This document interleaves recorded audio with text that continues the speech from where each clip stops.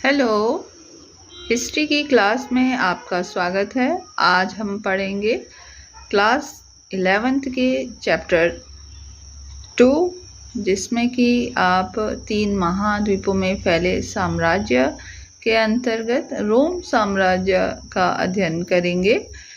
रोम साम्राज्य को अध्ययन की दृष्टि से 2 भागों में बांटा गया है।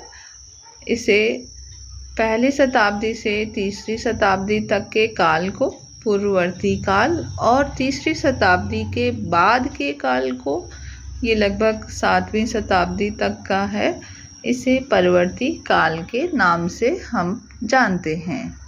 रोम साम्राज्य का समकालीन एक अन्य साम्राज्य था जिसको कि हम पार्थिनियन या बाद में ईरानी साम्राज्य के नाम से जानते हैं, जिसमें कि ससानी वंश के शासकों ने शासन किया।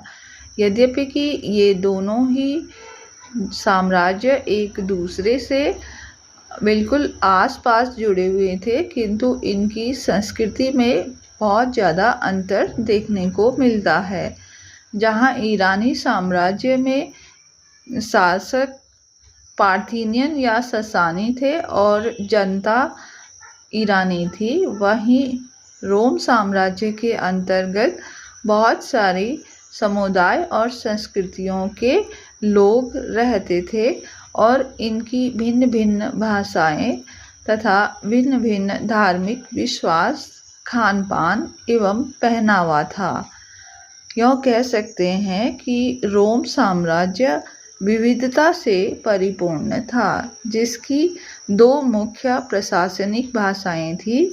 पहली पूर्वी यूरोपीय या पूर्वी रोमन क्षेत्र में बोली जाने वाली यूनानी भाषा, और जो पश्चिमी रोम था उसमें जो है लातीनी भाषा का प्रयोग किया जाता था। रोम साम्राज्य का विस्तार भूमध्य सागर के पार उत्तरी अफ्रीका तक फैला हुआ था। तो त्रिपोलितानिया में जो है लातीनी भाषा का प्रयोग किया जाता था। इसके अलावा साइरोनाइका में यूनानी भाषा का प्रयोग किया जाता था।